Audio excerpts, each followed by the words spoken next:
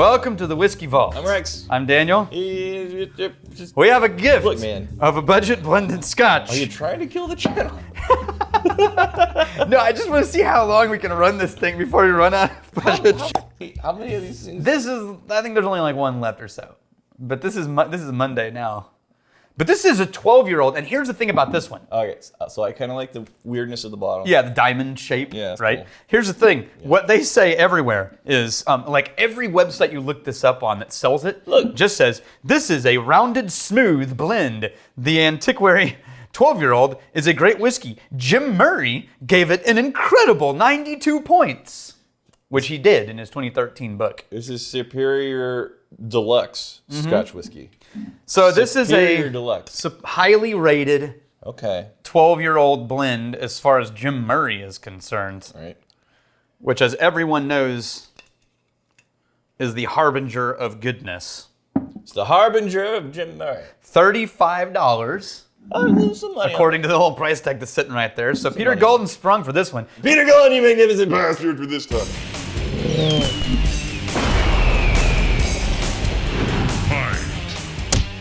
Yeah.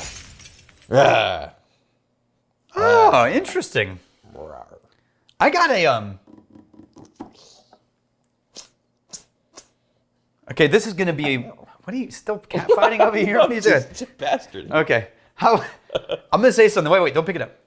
This is weird, but I'm gonna say something. I already stuck my nose in there. Super fancy aftershave lotion.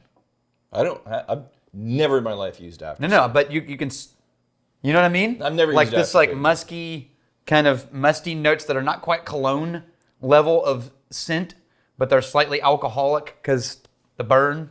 Maybe. I haven't used aftershave since Maybe. So I was like 19 or 20. This is weird because it's presenting on the nose is simultaneously sweet and kind of bright, but also like this mature woodiness. That's what I'm saying. Musk, like this, like the note that you find in men's products when they're going for like the not sandalwood, but like the deep, rich, low tone. I just stuff, use what right. my wife buys. So, like melon passion fruit Yeah. and vanilla bean, Don't be hating on vanilla. lavender, I will fight you if you hate on vanilla bean. lavender vanilla bean. Okay, so this is gonna be a low proof. What do we got? 40. Yep, 40% ABV. And the nose, it's nice, but I'm not like buckled in. I'm not expecting to have my life changed. Supposedly, this has a lot of tomatin in it. I don't know if that's still the case or if that just was the case. Oh, it does have a little bit more spring in its step. A little bit more spring in its step.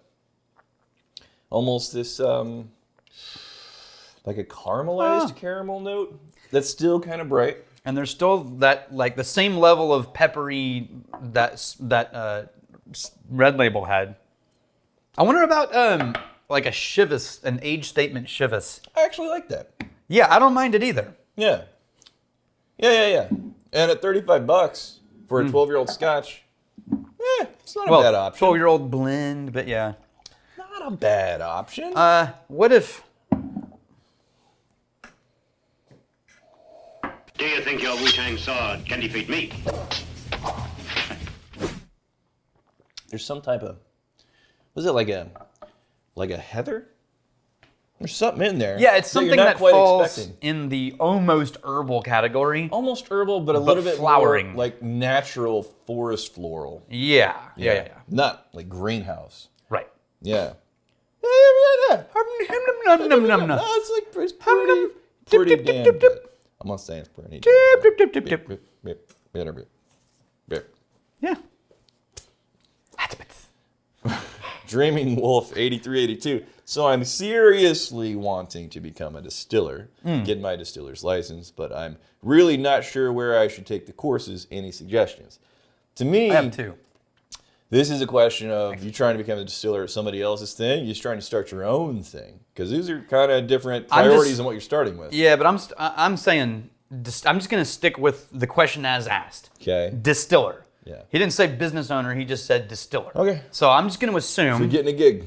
that either you're distilling for yourself and it's your company, or you're distilling for somebody else. Either way, you're distilling. Sure. So what you're trying to, I'm going to assume that what you're asking is, how do I get good at actual distillation? And not how do I get started, because then it's basically lawyers. Yeah, and then you hire someone to distill if you really need to at the same time, or you can do it yourself. But I would say the one program in the U.S. that I think is doing, and not one, there's several, but the one that I know that's doing is Moonshine University's 6-day distillation class.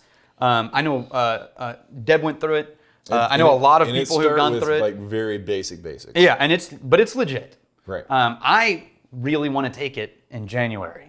Okay. Do they have different tiers of beginning stuff? Because I know people that already have some familiarity, like the first part of, and I have never taken the class, maybe Right. talking out of school here, but I know the first part is like, wow, this is so basic. Yeah. But before you even get into the things that really start to be accessible. But I think that's helpful. fair, because like for example, when I took my first motorcycle safety class, because I used to help teach the second level Right. of Motorcycle Safety Foundation.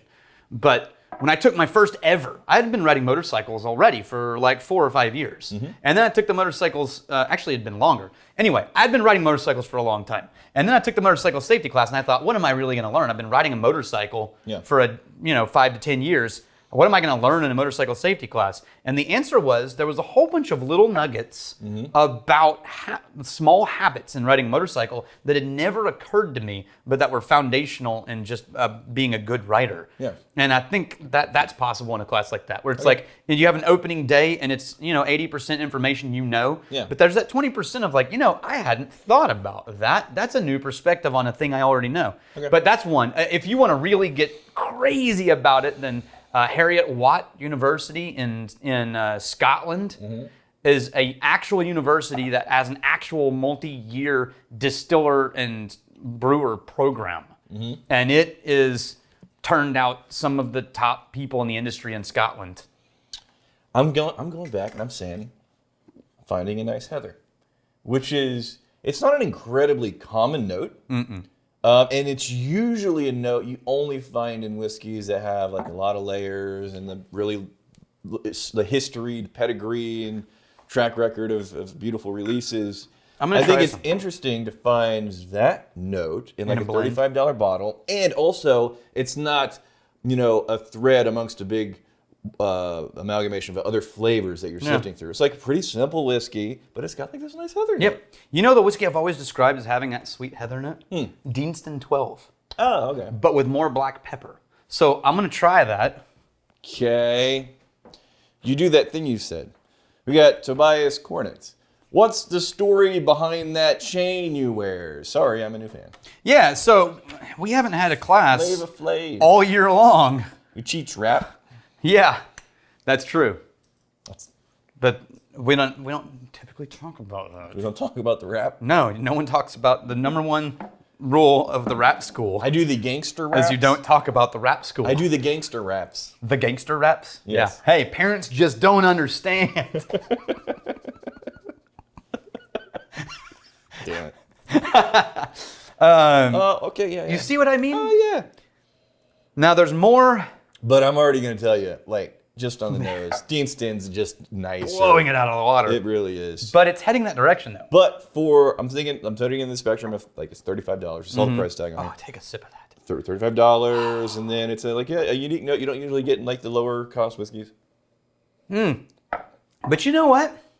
It's But the shockingly similar. If there was a volume knob on Deanston and you turned it down by like 60%, Yeah. then you've got this one. maybe so yes, But with less pepper. There's less. This has also more vanilla, and the ethanol layer is more obvious. Yeah. like the alcohol ding, you can find that much easier than you can in the Deanston. The Deanston, Yeah, this is like a copy of a mixtape of a copy of a mixtape of a copy of a And mixtape. for context, Deanston isn't known as this really rich, full-bodied, thick whiskey. But it it's just tastes like- comparatively. Yeah, it tastes like compared to this. Comparatively. Yeah.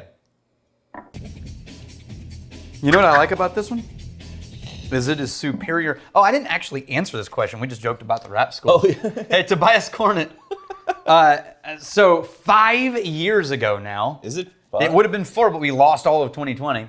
5 years ago. Yeah, I think everybody lost. We started a whiskey marketing school, which trains whiskey sommeliers. First one. There are, as you graduate each one of the levels, so far we've only done levels 1 through 3. Yep. I've been working on level 4 for 2 years and I still haven't finished it yet. I gotten closer, but you get a different thing for each graduated level. So this is just a marker of someone who's graduated from the whiskey marketing school. Thank you for the Deanston. Yeah, right. And then I guess Peter Thanks, Golden. Peter.